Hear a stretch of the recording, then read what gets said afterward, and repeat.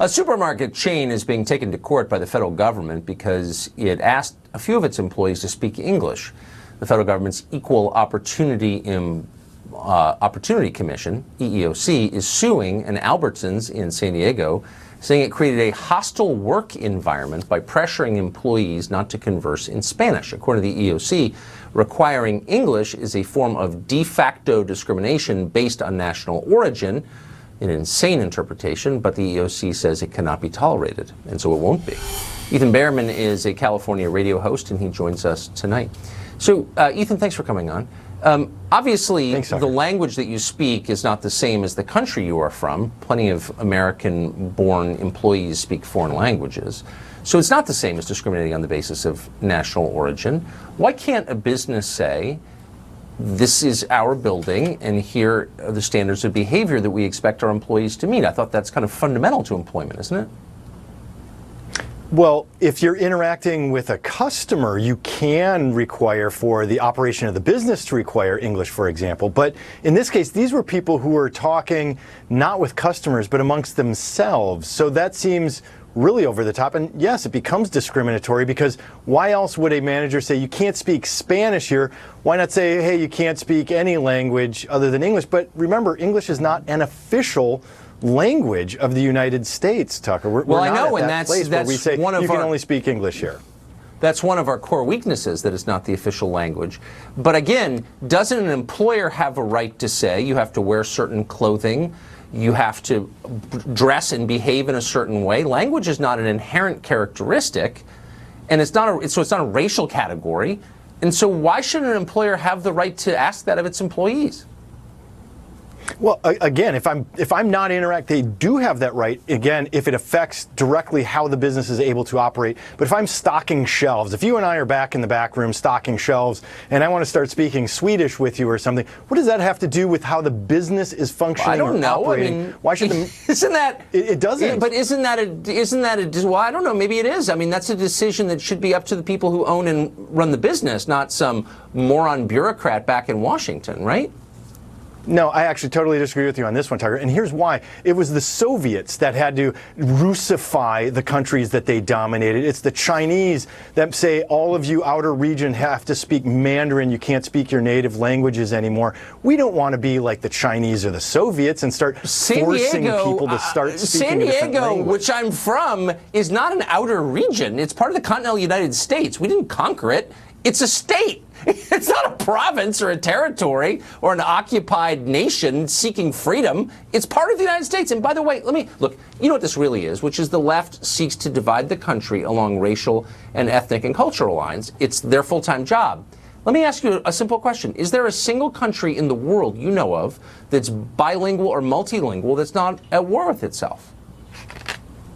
Well, I don't believe Brazil is at war with itself, other than their presidents continue to commit crimes and get arrested there.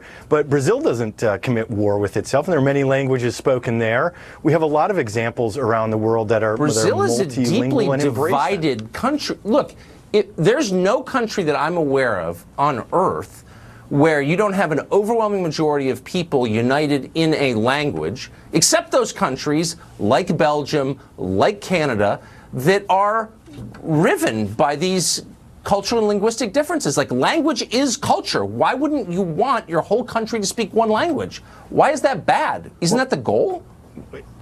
Well, of course, and ultimately, you know, in government interactions, in our international business transactions, and again, back to the EEOC in this story, a business, when it is relevant to the function of the business and required for them to operate, they can require somebody to speak English. But this is intruding on two individual employees communicating amongst themselves. Right, okay, but says who? I mean, do you really think that the EEOC, and I'm sad to say it's a Trump administration office, but the EEOC back in Washington knows more about how to run a supermarket than the guys who run Albertsons in San Diego?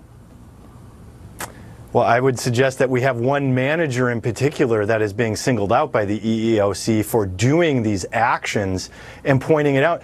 Yeah, I think that there are times that we have to call out people for doing things that we know are overtly wrong and targeting very specific minority groups. That is our responsibility. But first of all, okay, I would say Spanish speakers are hardly a minority in California. That's just not true. I mean, if they are, it's only by a little bit. It's like half the state practically speaks, literally, I think it's 45% speaks Spanish at home, so it's not a minority, really. But I just got to ask you, why wouldn't liberals who believe or say they do in bringing people together encourage every American to speak English everywhere? Language brings us together. Isn't that obvious? Because, but our language is more than just where we live right now. It is our heritage as well. You know, if I go to the synagogue, we speak Hebrew there. Should I be stopped from that because I need to speak English everywhere?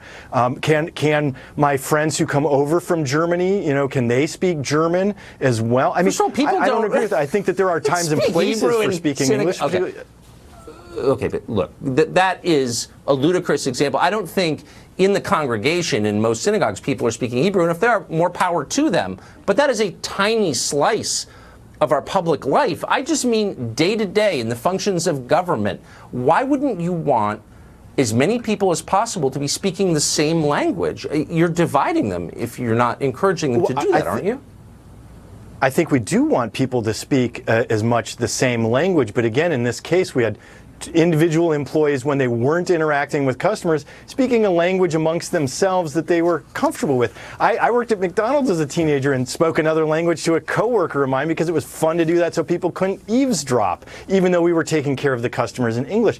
You know, intruding on that aspect of individual personal lives and interactions, I think would be government overreach. And in this case, though, we have a manager trying to intrude on somebody's ability to speak a language with one another. It's a private business, and working for one means giving up, you know, some of your freedom of expression. But Ethan, thank you. Great to see you. Thanks, Tucker. The U.S.